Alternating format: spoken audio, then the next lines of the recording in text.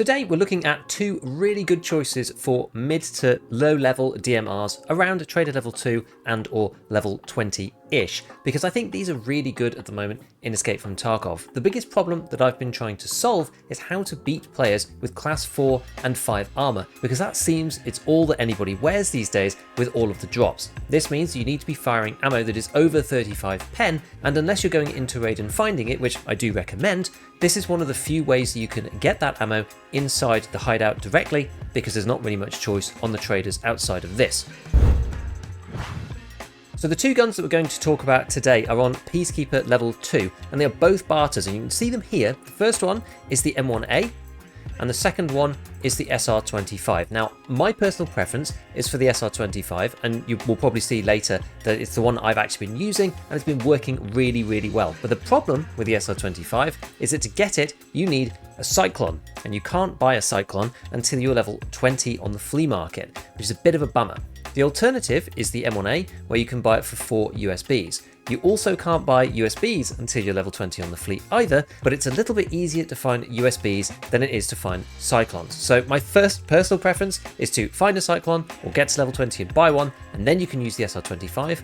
Alternatively, save up your USBs, and I'll show you how to build the best M1A that you can get to at around level 2 traders in a moment. But let's start with the SR25. Now, the first thing that I would say about this is that because it's a DMR, the stats actually don't really matter, and I think you can accidentally spend a lot of money on this gun where it's really not worth it, especially at this point in EFT. You can only go up to sort of the mid tier of progression with the components, and you're going to pay a lot for them. So genuinely, I actually think this gun is pretty okay as it is. 60 ergonomics and 94 vertical recoil is totally usable with an SR25, and the recoil you really won't notice because it's semi-auto anyway. The one thing that I do think makes a big difference, obviously, is suppressing it. We can change this over to the Hybrid 46, which basically includes the direct thread mount adapter, and on top of that you put the Hybrid 46 suppressor itself here. And the reason why this is good is that they've changed the barter on this. It is no longer 4 rams, because that got changed back when RAM was expensive, although it's cheap again.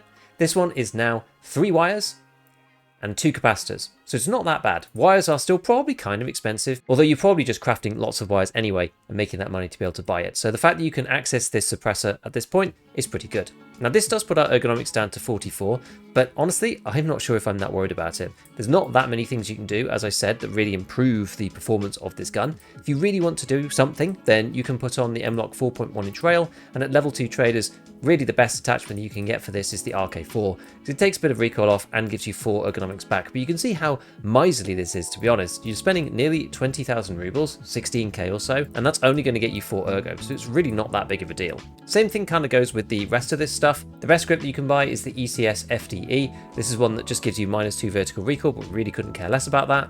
And then on the stocks, again, you can improve this very slightly by, instead of the carbine, you use the ATP, and instead of the SOP mod stock, you use this one instead, which is the SBS. But again, you're only adding another 3 ergonomics on it, and between these two parts you're probably spending the best part of 40 to 50k, which is what Cyclones are worth in the first place, so I'm just not sure if it's really worth it.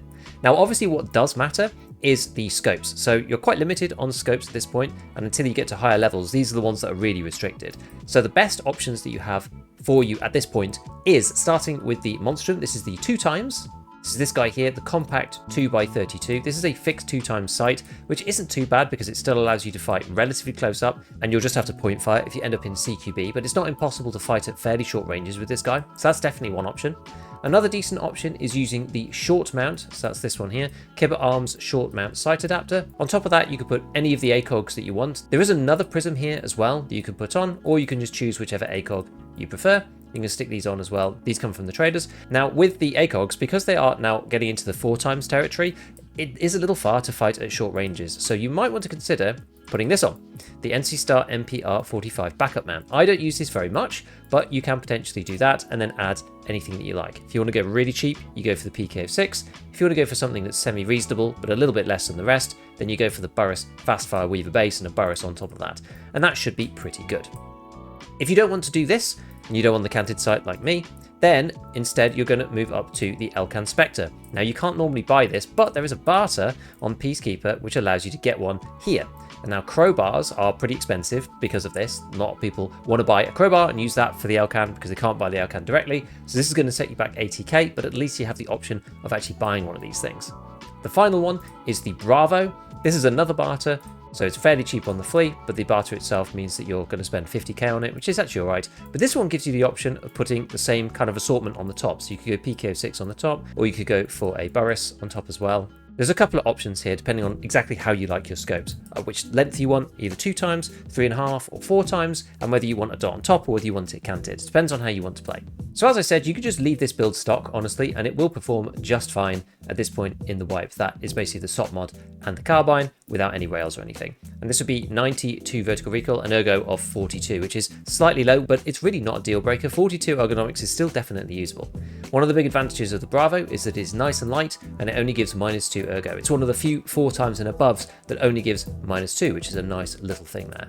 So you can certainly slay fine with this. Now, in terms of what we're going to put inside the weapon, the biggest downside with the SR25 is that you can't buy these magazines. You'll get one with the gun when you do the barter, but you can't buy any more. So you will have to use 10 rounders, which is a little bit of a shame, but you have 20 in the main gun, and it's semi-auto, so you're not really expecting to be going through mag after mag. So the 10 rounders are mainly backups, and you refill your 20. If you don't like this is what the M1A is for in a moment, which I'll show you very shortly. But before we do that, we're going to look at the ammo that you want to be using in this. You can get TCW SP from Skier, but I don't really recommend using that, to be honest. It is only 30 penetration, which is not really what you want. So what we're going to do is you're going to get the workbench to level 2, because that's relatively straightforward. Takes a little bit of getting materials, but then you can craft BCP FMJ out of kite gunpowders in the hideout. And this thing is 37 pen, which is perfect for dealing with class 4 armor, which is the entire point in all of this in the first place. And if you don't have any kite gunpowders, well, you can craft those too, out of 545 by 39 HP, which you can buy from the trader. So the loop completes once you've got workbench level 2 and you've got this SR25 with a cyclone, then you can build this and use this gun over and over, which is really nice. You may also find BCP FMJ and higher elsewhere with M80 and whatnot. And if you're USEC, you probably started with some M80 as well. I'm not sure if Bear do anymore, but you definitely start with some M80 if you're USEC, and you probably haven't fired it yet, because not many guns actually take it at the low levels. So you can probably use that as well on the top. I may well do an ammo farming guide fairly soon, because it's really critical, this wipe, honestly, but I haven't got around to doing it just yet. So if you'd like to see that, put it down in the comments, and I'll think about doing that sooner rather than later. Okay, so let's get back to our builds. If you thought that there were too many restrictions on the SR25 for you, then the other option is the M1A. Now, you're not going to get the same performance out of the M1A as you do out of the SR25. It's just not going to handle as well, and it's probably going to have overswing, which is now back in the game, which is a shame. But the big advantage with the M1A, if you're a bit trigger happy, is that you can buy the 20 round magazines for it on Peacekeeper level 2. So you don't have to wait and you don't have to mess about with 10 round mags. You can also swap this over to the threaded adapter on the front, the SOCOM 16 threaded muzzle brake and gas block, and we can still add the hybrid 46 on here, which is quite handy. You can't really change any of the rest of the gun, which is a bit of a bummer, and this is one of the reasons why the M1A ends up with such low ergo at level 2 traders. But you can still add on this, the M14 arms scope mount, and then you can add any of the same scopes that we looked at before. You can add the Elcan Spectre, you can add the Bravo, the Compact, and you can even go and put the short mount on it to add the ACOGs as well. And this guy has got a tiny little rail here, which does support the canted mount as well. So you can do exactly the same, as we said before, with the M1A as you could with the SR25. I prefer the SR25. 5.5 kilograms unloaded with 13.5 ergonomics is pretty rough in my opinion, but this gives you an option if the mag thing is a deal breaker for you. One final thing is about the compensators. If you don't actually want to use a suppressor for whatever reason, then the best compensator is probably this thing, the X3 at level 2 traders. The better ones come higher than this, but this gives you -9 recoil, and this might actually be slightly better for the M1A simply because it gives you some of your ergo back. So you end up with 28 ergonomics and 108 vertical recoil, which again, it's higher than the SR25. It's not as good of a gun, but it is slightly easier because you can get the USBs yourself in raid rather than having to rely on the flea market because cyclones are relatively rare. So the builds are relatively simple. With that, I'm going to show you a raid where I was using the SR25 because when you get in the right situation with it, it is absolutely killer early wipe. With ammo that's 37 pen or higher and with a little bit of distance with some kind of optic on it, this thing absolutely wrecks because most people are expecting to play short range and you can just play in a slightly different way with a DMR to other people and catch them by surprise. I was ending up using a Voodoo because I did just find one in my raids and I used a Lebev mount to mount it in there. So I was just lucky with that, but this would work exactly the same if you're using an Elcan or an ACOG with a canted or a Bravo with a red dot on top. If we don't move, they can't see us. Okay. What's next? Books?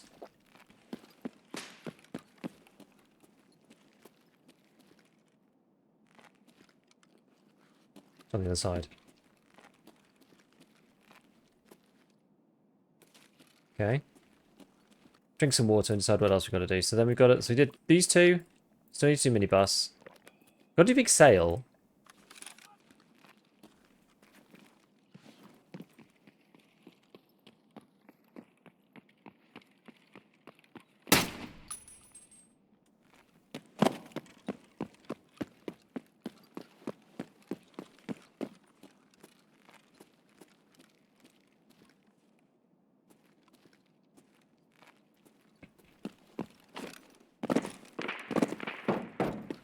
I think there was another one. It sounded like they were together.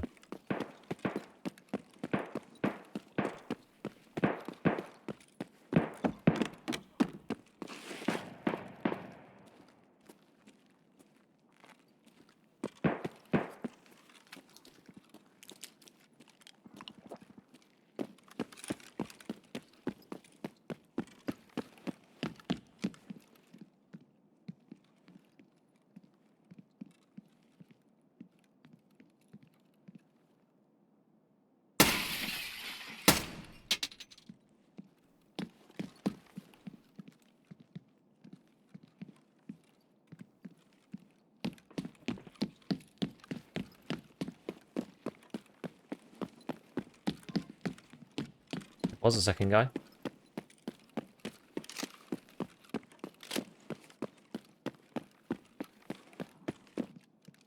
Crazy quiet now.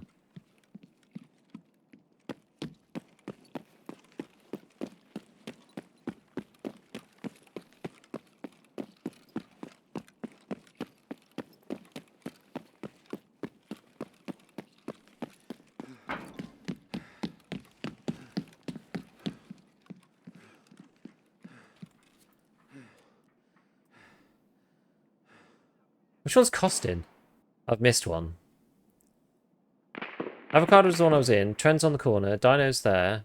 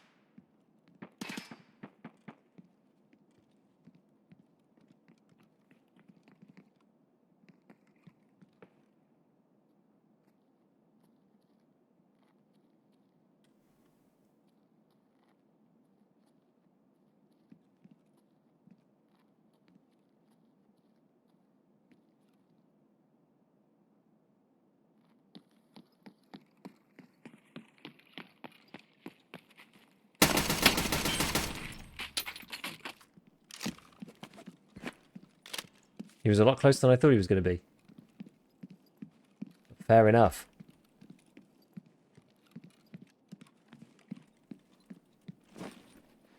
Yeah,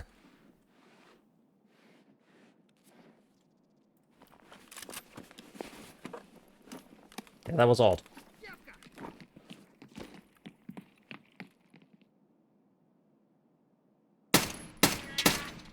Come on.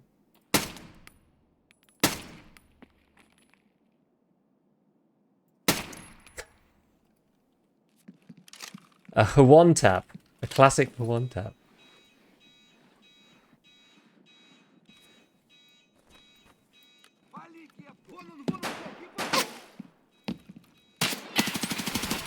Can't shoot through this barricade.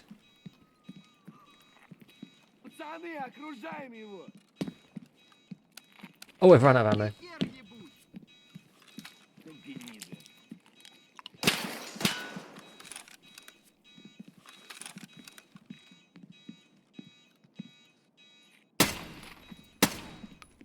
And D.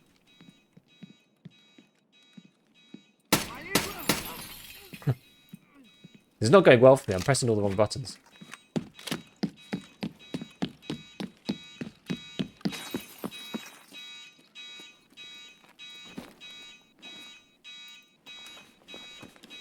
Who was talking about a Black Division rig? Oh, my own mag. Oh, yeah.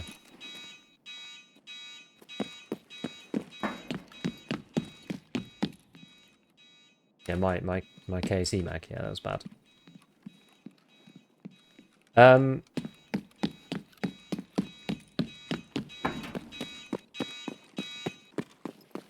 You sure?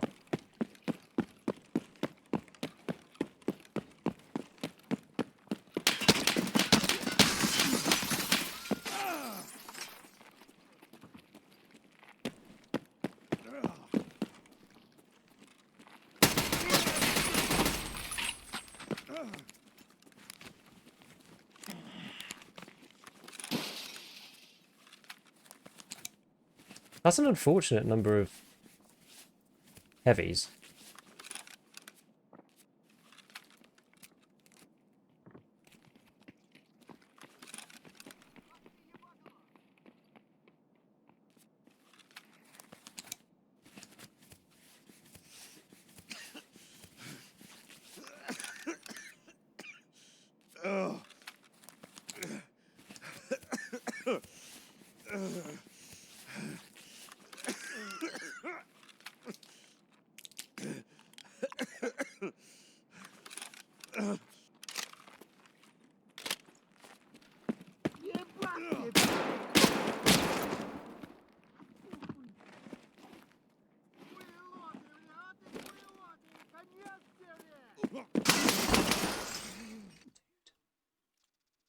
That's the worst I've had it. I've never had it that bad before. Maybe somebody... What? I wonder what I got killed by. It'll be interesting to see what shot me, because that will tell us something about the bleed chance. I've never had 4 heavies before. Prices Augustine's going to be insane on the fully. I don't know how I didn't die in the first place. So who was this guy? He must have been in the duo with the other guy. He just killed me with an MP5. Fine.